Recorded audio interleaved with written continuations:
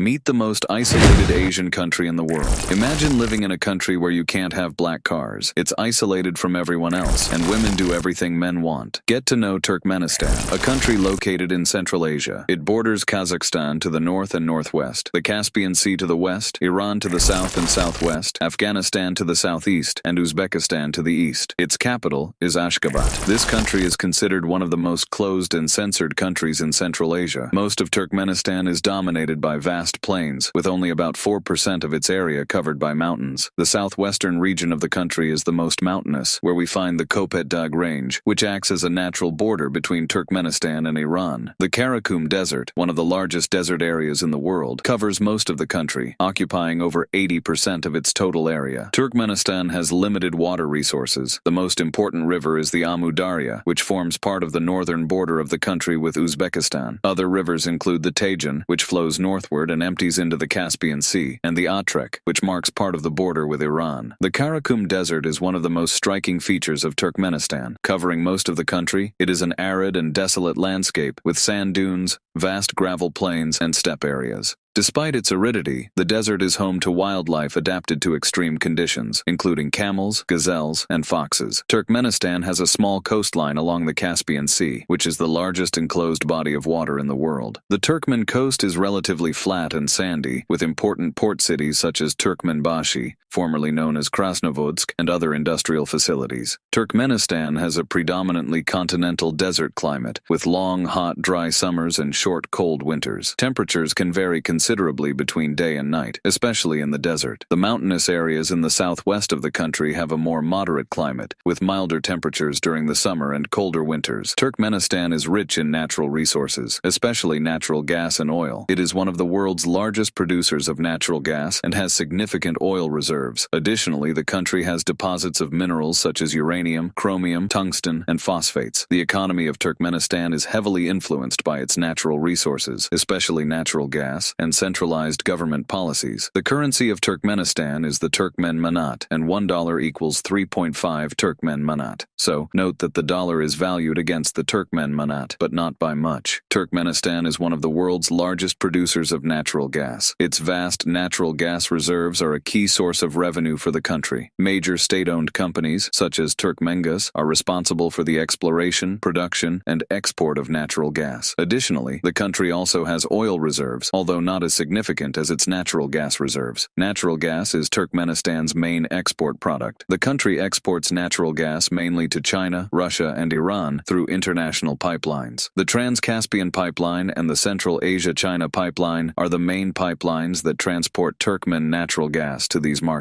However, the country seeks to diversify its export markets to reduce its dependence on a single market. Despite being predominantly a desert country, Turkmenistan has a small portion of its land suitable for agriculture. Major crops include cotton, wheat, barley, melons, and fruits. Agriculture is largely based on traditional practices and heavily relies on irrigation due to arid climatic conditions. In addition to the energy sector, Turkmenistan has a light industry, including textiles, food processing, chemicals, and construction products. However, the Turkmen industry is still under development and faces challenges of infrastructure, technology, and access to international markets. The Turkmen government historically adopted a rather restrictive approach to foreign investment. However, in recent years, there have been efforts to attract foreign investment, especially in the energy sector. This includes partnerships with foreign companies to develop natural gas and oil exploration projects, as well as related infrastructure such as pipelines and processing facilities. Despite abundant natural resources, Turkmenistan faces significant economic challenges. Excessive dependence on natural gas as the main source of revenue makes the economy vulnerable to fluctuations in global oil and gas prices. Additionally, the country faces issues of transparency, governance, and economic diversification. Excessive bureaucracy and lack of economic reforms have hindered growth and sustainable development. Interestingly, in 2018, the former president of Turkmenistan, Gurbanguly Berdimuhamedov, banned the circulation of black cars in the country located in Central Asia, near Iran and Afghanistan. The reason for the veto would be the superstition that the color white brings luck, according to information from the Chronicles of Turkmenistan portal. Recently, According to the publication, some citizens of Ashgabat, the country's capital, had their vehicles confiscated by the government. To recover the car, owners had to sign a document obliging them to paint the car a different color. This decision caused the prices of painting services to skyrocket from $320 to over $640. Can you imagine if this happened in the United States? Would you miss black cars? Comment below. Another curiosity is that the internet in this country is highly censored, and other media tools are censored as well. Turkmenistan is considered one of the most censored countries in the world. The government tightly controls media, the internet, and artistic expression. The government blocks access to thousands of websites, including news sites, social networks, and communication tools like WhatsApp and Telegram. Additionally, all media in Turkmenistan is government-controlled. State media is required to promote the government's positive image and avoid any criticism. The government punishes anyone who criticizes the government or the country's policies. This can include imprisonment, fines,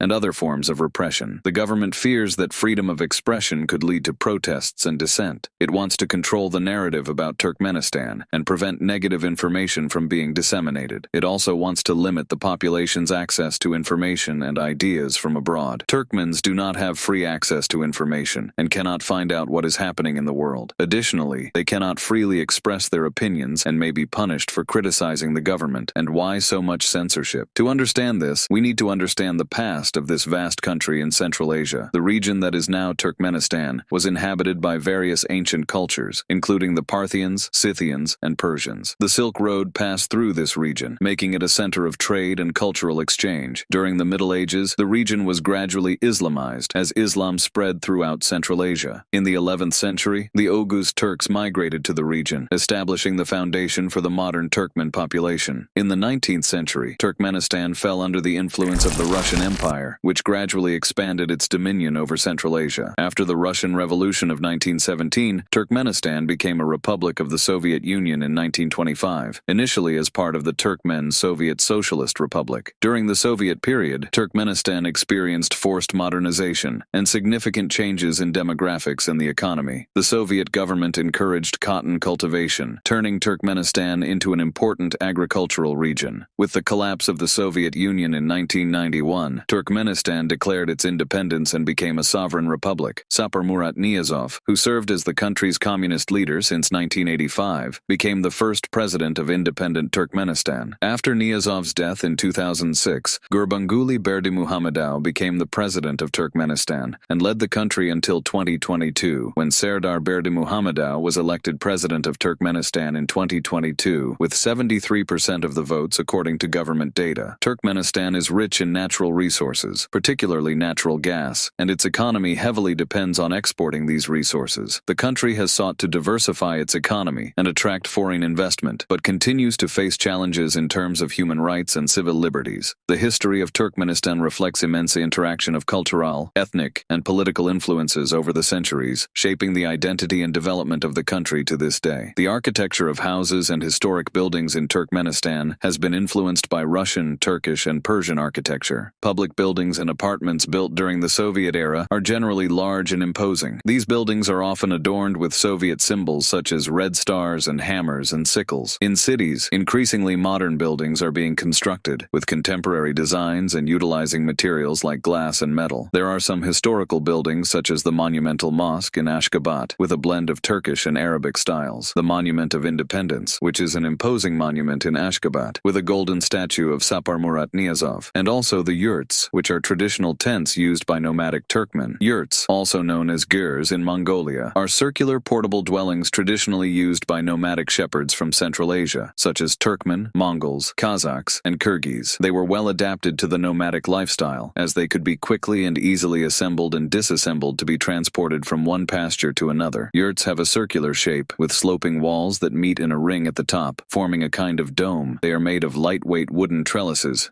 and covered with insulating materials such as sheep wool felt, animal skin, or canvas. The roof is composed of a wooden ring covered with insulating materials similar to the walls. The interior is divided into different functional areas, such as sleeping area, cooking area, and storage area. It also features simple and multifunctional furniture, such as folding beds, low tables, and rugs on the floor. They are very advantageous because they are easy to assemble and disassemble, ideal for the nomadic lifestyle. Additionally, the wooden trellis structure is sturdy and durable, capable of withstanding strong winds and snow. Although less common as permanent dwellings, yurts are still used by nomadic herders in some regions of Central Asia. We saw that the dollar is valued in Turkmenistan, but are things there cheap? Stick with me to understand everything about the costs there. Since this country is very closed off to the world, there is little information about prices there. But after much research, I found the prices of some items, and they are quite expensive. Food prices in supermarkets are higher than in Portugal. For example, in Turkmenistan, you have to pay about $4 for a liter of milk. A kilogram of cheese will cost you $17. A kilogram of sausage or bologna will cost a fortune, around $60. Per month, just one person should spend only on food between $400 and $600. Food prices in supermarkets are indeed quite high compared to Portugal. The cost of living in Turkmenistan is over 2 times the cost of Lisbon, almost 3 times more expensive than in Madeira, and 2.5 times more expensive than in Porto. Rent costs are also quite high. A small one-bedroom apartment in the city center will cost you around $600 per month. Apartments outside the city centers will cost you around $300 per month. Regarding accommodation, I researched some prices, but found few options. Perhaps the government doesn't allow people there to advertise on platforms like Booking or Airbnb. But what we conclude about Turkmenistan is that it is a very expensive country even for us Americans. Even for those who earn in euros, the costs of items in Turkmenistan are quite expensive. Perhaps these high costs are due to the fact that the country has a more closed and authoritarian government, and also because it lacks abundant geography for natural resources, such as vast productive lands and great natural wealth like oil, iron ore, and also a developed and technological industry. As the country is surrounded by many deserts, each item is very scarce, so it becomes more expensive to acquire it. Now, speaking of Turkmenistan women, traditional Turkmen culture values family and the role of women as wives and mothers. Women are expected to be submissive to their husbands and take care of the home and family. The majority of Turkmenistan's population is Muslim. Islam teaches that women should be obedient to their husbands and respect them as family leaders. Turkmen women are generally very respectful to their husbands. Traditional culture expects women to be obedient to their husbands. They generally take very good care of their husbands, cooking for them, cleaning the house, and taking care of the children. Turkmen women can deeply love their husbands and be very dedicated to them. So in this sense, women from this country are perfect for men who want a woman who pleases her husband, respects him, and is a wise woman. All these behaviors of Turkmen women reflect the culture and religion of Islam. In a way, the vast majority of modern Western women have lost this type of behavior. What do you think about it? What kind of woman's behavior do you like? Comment below. The truth is that Turkmenistan is a very isolated Asian country, and despite that, it is full of curiosities and mysteries that we rarely hear about, but that contain beautiful landscapes, women, a rich history, and culture. What do you think of Turkmenistan? Would you live in this country and live as a citizen of Turkmenistan, or just visit this country? Comment below. I'll leave it here for now, until the next video.